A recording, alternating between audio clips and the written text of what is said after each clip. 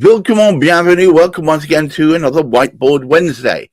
There's been a little bit of hiatus since the last one, Richard. Why is that?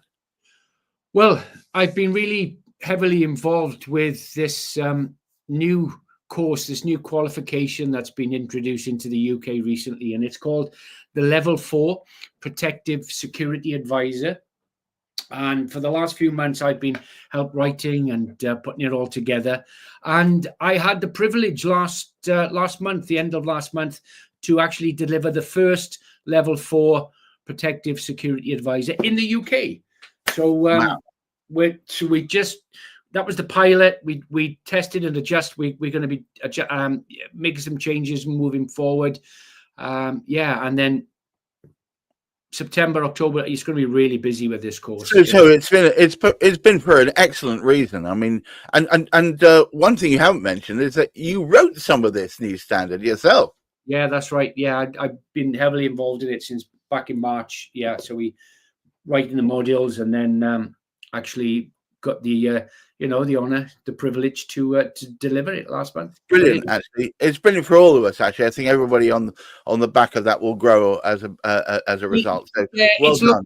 It's been looked at as this sort of the entry level qualification for people within the security industry. So, if you want to get involved in it, you want to get involved in this growth sector. Organizations are going to be looking for this qualification and if you have it, you're going to be taken a lot more seriously than those who haven't got it. Wow. Well, that's an amazing thing. Well, okay, well, let's get back to the topic at hand. This is Whiteboard Wednesday. We're talking about security, and specifically today's topic is impact. Yeah, so impact, as part of the security risk management process. When we with the course, with the Level 4 PSA that I've just mentioned, this is all part of that course. Impact as part of the risk management process is all involved in this course. So anybody that wants to get a heads up and get more knowledge on the security risk management process can follow the Whiteboard Wednesday series. We're up to episode 8 now. There are 7 episodes on the YouTube channel.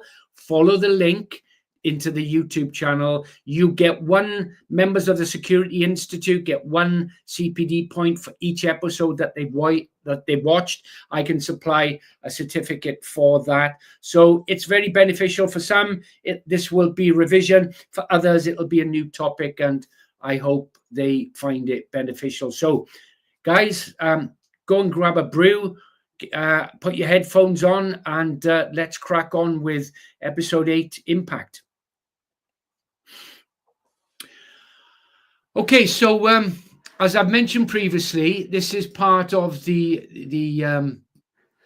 security risk management process, and all the other episodes, because there's cross-reference to the other episodes, you're going to get, and I'll reference them as we go along. So today we're going to be talking about impact. Now, it's a word that you've probably heard a lot within risk management, but one that is often misunderstood. I'm going to break it down into what I think are simple terms for you. We're going to look at some real life examples and show you how understanding impact can help protect what most matters within your organization. So let's have a look at the next slide. Okay, so definitions. Those that know me by now will recognize that I like to start off every topic with a definition. We covered definitions within the risk management process in episode 1 of Whiteboard Wednesday. But here we are. Hang on a second. Here we are. Okay, so the definition: impact, the extent or harm of harm inflicted when a threat is realized. So impact happens when the threat, the danger, is able to exploit the asset's vulnerabilities. So in real terms, the impact, therefore, is the consequence. Excuse me. Yeah. You can tell this is live. Yeah. The impact happens. So the impact, therefore, is the consequence of a successful attack. If we look at the second point, within the calculation of risk, it's really important because it forms the one side of the risk calculation. Likelihood that we spoke about in episode 7, likelihood and impact from that times and up of that, you can actually come up with a risk calculation. So let's have a look at the next slide. So what does it look like? If we understand how important an asset is, we should then be able to visualize, to calculate what the consequence of losing that asset looks like.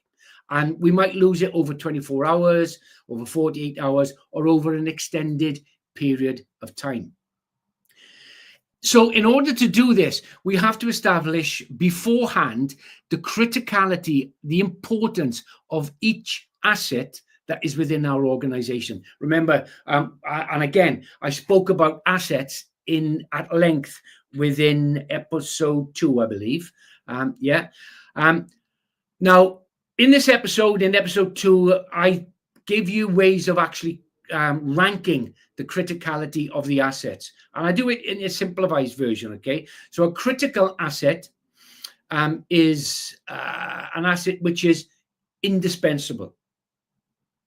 An important asset, something that contributes significantly to a business operation, and the low-level assets. So those are the 3 levels of criticality that I use within the risk management process. And you have to understand where the assets, the things of value to your organization, where they fit within that criticality list. On the next slide, I'm going to give you some real life examples now of how we can actually visualize this and actually how we can actually calculate the impact. Okay. So first scenario is of a cloud storage company. Data storage company. Turnover is around about £10 million a year, and they lose access to its customers' data for 24 hours. Okay. 24 hours. So when we look at that, there are certain things that are going to, certain variables that are going to impact massively on this particular scenario. So the losses that would incur, okay, direct revenue for losing an outage for 24 hours. We're also looking at service level agreement problems. What are we going to do with that? How is that going to? That's going to have an actual cost value. Customer churn, customer loss, reputational damage because of what has happened, and our customers are not able to access that information. Okay, and response and recovery. So when we actually calculate all these different budget lines, we are looking, as an example for this particular company, of somewhere between 500,000 and £1 million. We can equate it to the impact, the consequence of an outage for 24 hours, for whatever reason, whether it's nefarious or not, could have an impact. Best case scenario of 500,000, worst case scenario of 1 million. And well, in fact, the worst case scenario actually would be that organization would lose its reputation and go out of business completely. When we look at example 2, when I go along to my clients and I'm doing an exercise like this, I normally equate a serious injury or a death of an employee at £1 million. An example of this is CAV Aerospace back in 2015. An employee fell through the skylight of a roof that they were working on.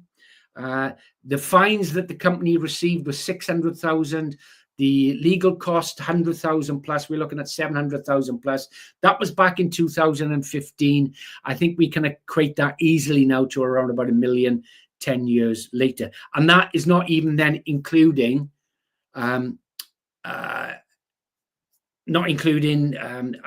prosecution under health and safety legislation, corporate manslaughter. So those are two real life examples of you for you to use. If we have a look at the next slide,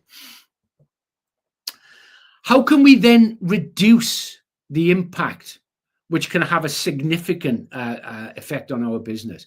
Well, the first point I want you to consider is to understand and prioritize the assets within your organizations. We've talked about it in episode 2. Go back, have a look at it, and then come up with the criticality of each of the organizational assets. We talked about it in another episode. I believe it was episode 6, vulnerability. How is the asset vulnerable? Okay. Is it exposed to the actual dangers within your operational environment? If it is, then we need to put more strategy in place to actually protect the assets. Build resilience and redundancy. Yeah. Redundancy means having backups and alternatives in place, duplicate systems, spare equipment, secondary data centers, multiple suppliers. Think about it. If something goes wrong, how quickly can we get something in place that gives us that ability to carry on and function normally? And then prepare and respond effectively. Yeah, build resilience. Have these things in place. Stress tested systems, flexible processes. Yeah, you need to have this, but you need to be able to think about this before the actual event happens.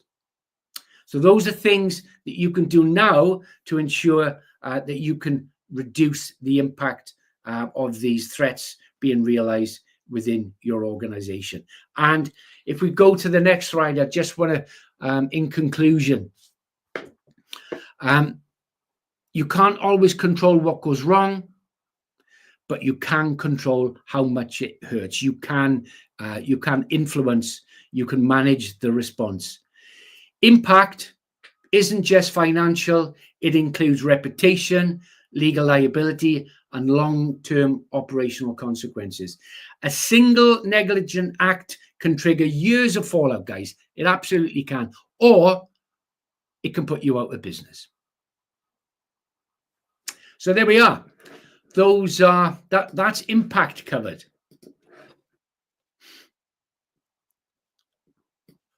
Well, I think we all learnt a lot by the fact that you need to understand what the consequences of actions are, not just simply that they've taken place. And often preparation in advance of an impact will affect the way in which you do react to it, yes? Oh, absolutely. Yeah. I mean, with all things within the security risk management process, we have to be thinking about this in advance, because when things happen, then you're trying to come up with plans and processes is very, very challenging when you're running around trying to manage a crisis. And we say, can you manage a crisis? Actually, you survive a crisis. Yeah, exactly. You just manage getting out of it. Yeah, absolutely. Yeah. So but if you're prepared by having already thought through what the reactions will be, that means it's not really a crisis because you're prepared. And a crisis, by definition, is something that you have no preparation for at all. And as you say, you exist and you get through it and hopefully learn some lessons. Whereas if you've taken some preparatory work, you worked out what the impact is going to be, and you put everything in place beforehand, theoretically, it will be a process rather than a crisis. Yeah. So preparation and planning prevents poor performance. There's another P in there, but I'm not going to say that. Yeah, indeed. Quite right. Quite right. Pretty poor performance. That's yeah.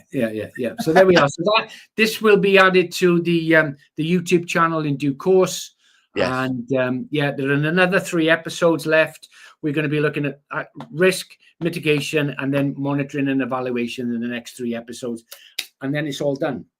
Wow. Well, look, guys, I hope you enjoyed it so far.